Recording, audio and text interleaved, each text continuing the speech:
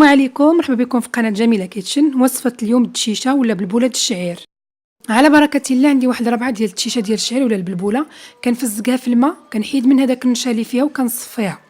عندي 2 معالق كبار ديال القزبور ومعدنوس، 4 معالق صغيرة د الكمون، 4 معالق صغيرة د البزار، عندي واحد معلقة صغيرة ديال السكينجبير، شوية ديال المليحة، واحد مطيشة محكوكة تكون متوسطة، عندي واحد 2 سنينات ديال الثومة محكوكين، عندي معلقة صغيرة عامرة ديال المطيشة ديال الحك، عندي واحد 4 معالق صغيورة ديال الخرقوم، شوية ديال الزعتر، 4 كاس ديال زيت البلدية، واحد بسلة محكوكة. هادشي كله كنديرو فواحد الطنجرة وكنقليه مزيان، يعني حتى كنحس ديك التوابل كلها تخلطات ليا.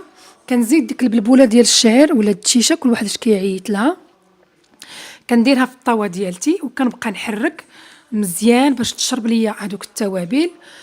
من بعد كنزيد شويه ديال الماء ونحرك باش ما تعجن لياش. صافي كنمرقها وكنسد عليها الطاوه ديالي. الا كنتم مزروبينش عليها كديروها غير في شي طويبه وكتخليوها كطيب على خاطرها، حيت هي كتاخذ شويه ديال الوقت. الا كنتم مزروبين كديروها في طنجره ديال الضغط وكتسدوا عليها وكتعطيوها الوقت الكافي باش طيب ان شاء الله. وهذه هي الدشيشه ولا البلبوله بعد ما طابت ليا، كنرافقها مع شويه ديال الحامض، زوقتها بشويه ديال المعدنوس، كتجي رائعه. اللي بغى يزيد الحموضه يعني اللي كتعجبو علاش لا. رافقتها كما قلت لكم مع شويه ديال التميرات، كتجي رائعه وسخونه في هذا البرد. كنتمنى الفيديو ديال اليوم يعجبكم وتجربوها وتنجح معكم بحول الله وفي امان الله.